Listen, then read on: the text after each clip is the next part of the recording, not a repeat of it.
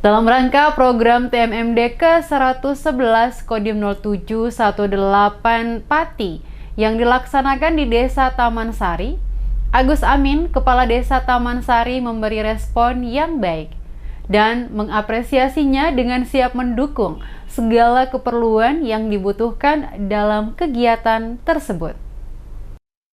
Dalam pelaksanaan kegiatan penyerahan bantuan dana oleh Badan Amil Zakat Nasional Kabupaten Pati, Agus Amin, Kepala Desa Taman Sari, memberi respon yang baik terhadap program tersebut yang sedang berlangsung di desa yang diempunya. Mewakili warga penerima bantuan tersebut, Agus Amin menyampaikan terasa antusias dan senang sekali dengan adanya bantuan dana bedah rumah.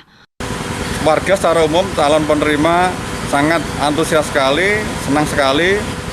Dari pemerintah Desa Taman Sari sangat mempersiapkan sekali, baik untuk kebutuhan posko atau keperluan-keperluan yang berkaitan dengan kegiatan TMMD ini, termasuk pembenahan baik dari kantor, dari ruang-ruang yang lain kita persiapkan betul biar nanti bisa dimanfaatkan dengan baik.